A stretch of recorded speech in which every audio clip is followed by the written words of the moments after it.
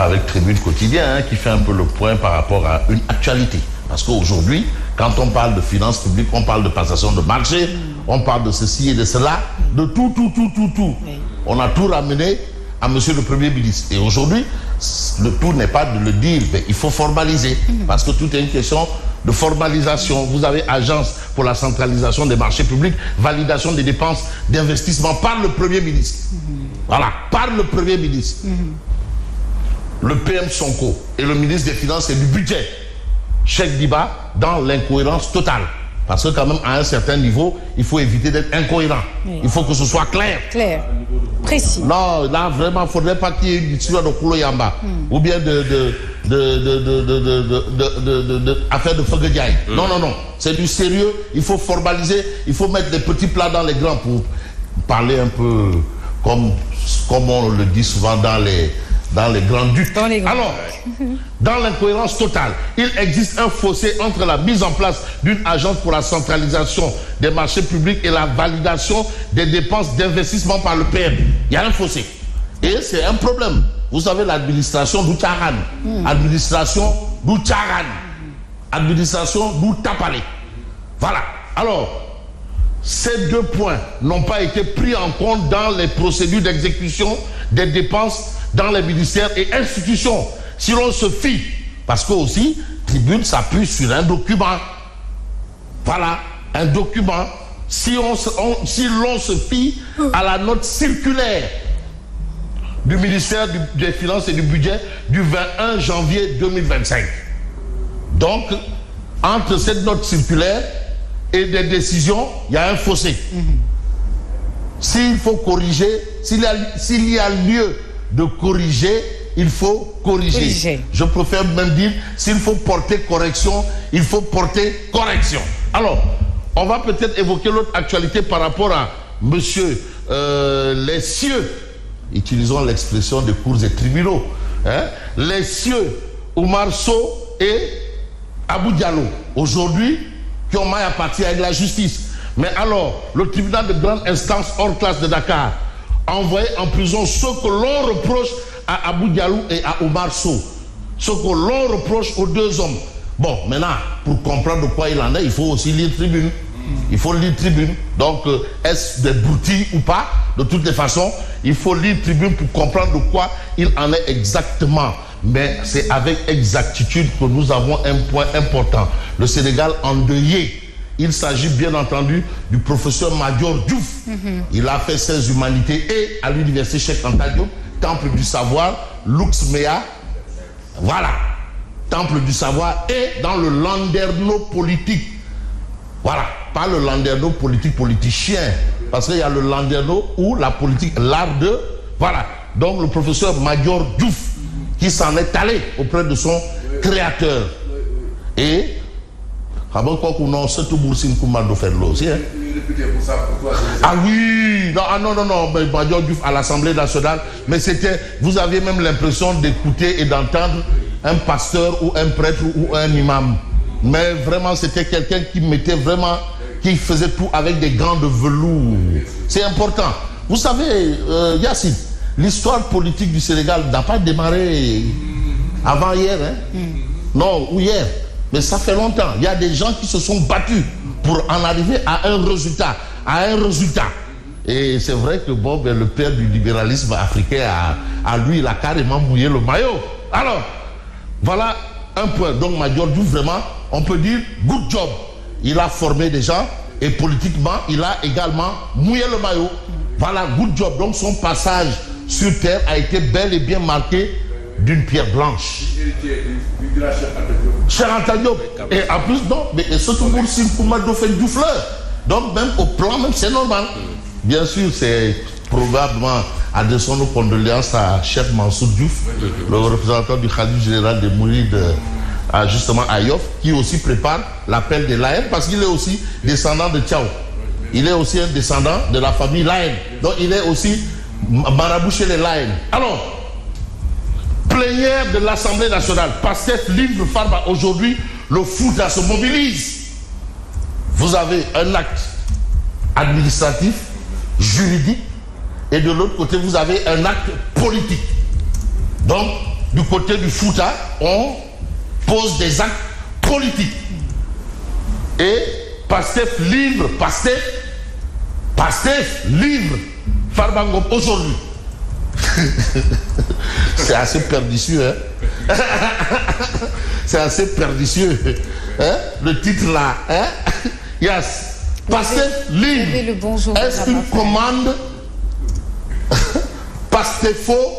pastéfienne? En tout cas, on n'en fera pas du beurre pasteurisé. De toutes les façons, vous avez Ousmane Diagne qui tient à mettre les choses au clair, tirer les choses au clair. Mais Ousmane Diagne qui est le garde des Sceaux, ministre de la Justice, et qui considère que l'autorité politique n'a absolument rien à voir avec l'affaire Farba Ngom. Qui est son interlocuteur quand il dit cela? Il fait cette précision auprès de l'autorité politique ou la même autorité politique qui lui disait que, voilà. Pourquoi? Quand il lui donne des injonctions, il doit faire. Bon, voilà. En tout cas, ça, c'est ce qu'on appelle ramener des faits et des propos. Oui. Et comme dans le Fouta, il y a l'adage qui dit Kongol Kondiam. Voilà, Kongol Kondiam. La parole, c'est comme de l'eau. Dès que tu verses, tu ne peux plus ramasser. Oui, voilà. Donc ça, c'est un fait. Mais ce que fait également un autre journal, j'ai envie de prendre le point. Agnam soutient à Farba Ngom la démonstration de force des militants du Fouta. En tout cas, on sait que Farba Ngom, c'est lui qui a le titre foncier du Fouta. Titre foncier du Fouta, c'est Farba. Donc on va appeler Farba Almami politique du Fouta. Ça a été clair par rapport à la démonstration de force et de puissance de, bien entendu, de Farba Ngom. Mais on va prendre source A, dopée par une mobilisation triple XL de ses partisans et des alliés de l'APR à quelques heures de la levée de son immunité parlementaire. Farba bande les muscles. Farba bande les muscles. C'est ce qu'on appelle une démonstration de force. C'est ça la politique aussi. Il faut prouver qu'on ne fait pas que compter, mais on pèse. Et en réalité, au regard de ce que nous avons vu, Farba a démontré qu'il pèse lourd. Voilà. Alors, cette procédure ne m'ébranle pas. C'est Sonko qui est derrière, mais je suis déterminé à rester dans l'arène politique. Ça, ce sont les propos de Mamadou Ngom dit Farba. Je rappelle que Farba, c'est un titre. Il est Farba. Alors, cela peut être un crime, mais je prends l'engagement de rester avec Macky Sall et j'invite tout le monde à faire la même chose. Ça, ce sont les propos de Farba Ngom qui a clairement affiché sa fidélité à Salengari Lamtoro, comme il l'appelle souvent. Salengari Lamtoro, parce qu'il est Farba. Voilà. Alors, on reste avec source A. Obligation de remettre le dossier de Farba Ngom à la commission ad hoc. Doudou Wade, le président Doudou Wade, et Théodore Chérif Monteuil donnent raison à Maître Aïssata Tall Sall.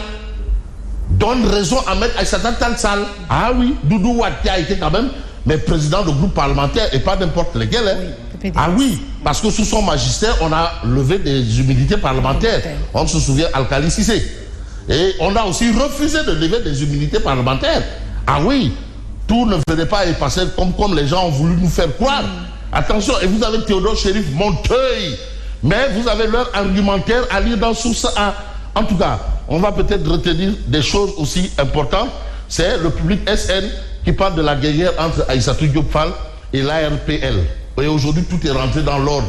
Yonou Diama, Soriwoul. Donc, la chaîne YouTube de Aïssatou Diop Fall va à nouveau, voilà, être disposée et disponible. La chaîne YouTube publique SN TV de retour. Alhamdoulilah, ce qu'on peut retenir. Mais retenons aussi l'information de Vox Populi, méga rassemblement dans son fief de Agnam.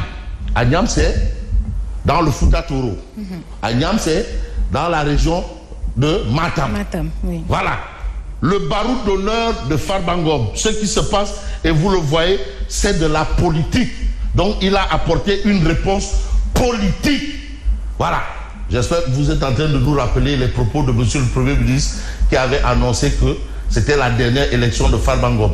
Vous savez aussi la parole à son pesant d'or. Hein? Mais vous avez Maître Moussa Boka-Thiam qui dira Farba Ngom n'ira pas en prison. Pour l'emprisonner, il faudra emprisonner tout le Fouta. Attention. Ah.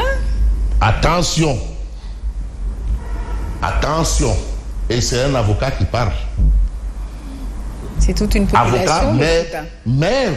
Parce que Maître Moussa Bocar Thiam, il est maire de Ourossogui. Attention.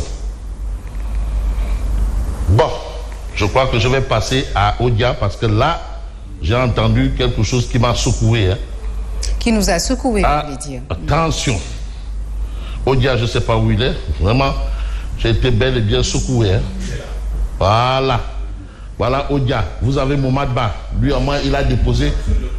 Momadba, il a déposé 90 millions Khombet. Liquide. Ouais. Ouais. Borom Dole. Amul Ndang. Borom Dole. Amul Ndang.